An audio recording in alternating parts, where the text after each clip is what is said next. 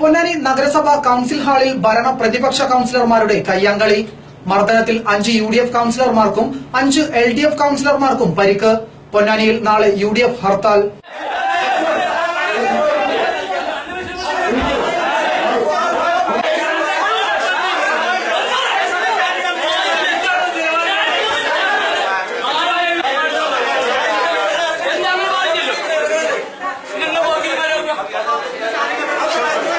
Council യോഗത്തിനിടെ ഉണ്ടായ വാക്കുതർക്കമാണ് കയ്യാങ്കളിൽ കലാശിച്ചത്. മർദ്ദനത്തിൽ നഗരസഭാ പ്രതിപക്ഷ നേതാവ് NP Nisar, UDF കൌൺസിലർമാരായ Unnikrishnan Ponnani, Chandravalli, Padmavati, NP Sethumadhavan എന്നിവർക്കും LDF അംഗങ്ങളായ നസിമോൻ, ഖാദർ, രമാദേവി, ശ്യാമള, ഗണേശൻ എന്നിവർക്കുമാണ് പരിക്കേറ്റത്. ഉച്ചയോടെയാണ് കൌൺസിൽ യോഗം ആരംഭിച്ചത്. നഗരസഭ സംഘടിപ്പിക്കുന്ന പരിപാടികളിൽ പ്രതിപക്ഷ കൌൺസിലർമാരെ മാറ്റി നിർത്തുന്നുവെന്ന് പ്രതിപക്ഷ നേതാവ് MP നിസാർ ആരോപണമുന്നയിച്ചു. ഒരുപാട് പ്രശ്നങ്ങൾ വരും. ഇന്ന് ഏറ്റവും ഒടുവിൽ തൃക്കാവ് സ്കൂളിൽ വെച്ച് നടന്ന അംഗനവാടി ജീവനക്കാരുമായി NCDS-മായി ബന്ധപ്പെട്ട ഒരു വിഷയം ക്ലാസ് നടന്നു.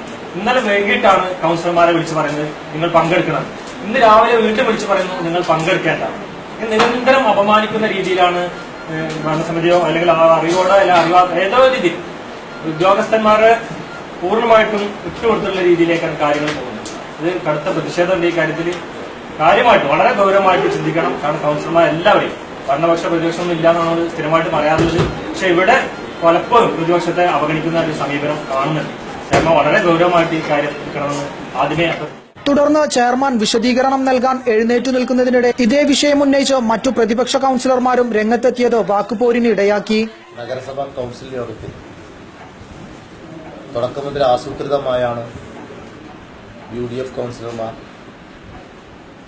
പ്രകോപനപരമായി കൌൺസിൽ ആരംഭത്തിൽ തന്നെ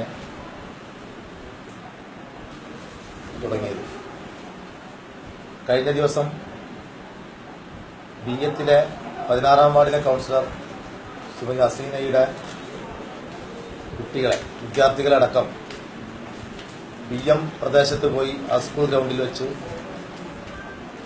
വളരെ മാരകമായി തല്ലി ചതക്കുന്നതിന് നേതൃത്വം കൊടുത്ത ഫസലുർ റഹ്മാന്റെ നേതൃത്വത്തിലാണ് നിസാറിന്റെ നേതൃത്വത്തിലാണ് ഇന്ന് പ്രകോപനം ഉണ്ടായത്.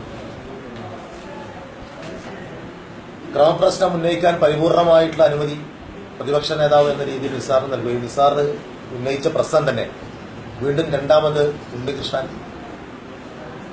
തികച്ചും തെറ്റായ രീതിയിൽ ജനാധിപത്യത്തിന്റെ ഒരു ശ്രീകോവിൽ എന്ന് പറയപ്പെടുന്ന കൌൺസിലിനെ തെറ്റിദ്ധരിപ്പിക്കുന്ന രീതിയിലും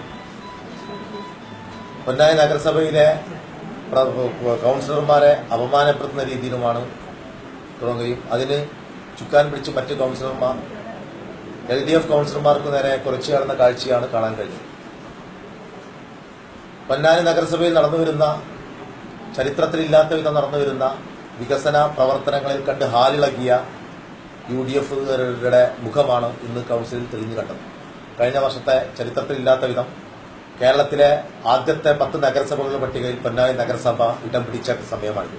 പൊന്നാനി നഗരസഭാ പ്രദേശത്തെ പാവപ്പെട്ട മത്സ്യത്തൊഴിലാളികളെയും അതോടൊപ്പം തന്നെ പട്ടികജാതി വിഭാഗത്തെയും ചേർത്ത് പിടിച്ചുകൊണ്ട് അവർക്കുള്ള സർക്കാർ ബജറ്റിൽ അവരുടെ വികസന ആവശ്യങ്ങളും ക്ഷേമ പ്രവർത്തനങ്ങൾക്കും കൃത്യമായി നേതൃത്വം കൊടുത്തുകൊണ്ടു പോകുന്ന നഗരസഭാ കൌൺസിലിന്റെ മികച്ച പ്രവർത്തനം കണ്ട് വിറളി പിടിച്ചുകൊണ്ടാണ് കഴിഞ്ഞ ദിവസങ്ങളിലായി പൊന്നാനി UDF-കാർ ബോധപൂർവ്വ പ്രകോപനമുണ്ടാക്കി അക്രമ പ്രവർത്തനങ്ങൾക്ക് നേതൃത്വം കൊണ്ടുവരികയാണ്. അതുകൊണ്ട് തന്നെ പൊന്നാനിയിലെ വികസനം ആവശ്യപ്പെടുന്ന സമാധാനം കാക്ഷിക്കുന്ന മുഴുവൻ ജനവിഭാഗങ്ങളും ഈ UDF-കാരുടെ ഈ തെറ്റായ പ്രകോപനപരമായ ഇത്തരം നിലപാടുകൾക്കെതിരായി പ്രതികരിക്കണമെന്നാണ് ഈ അവസരത്തിൽ.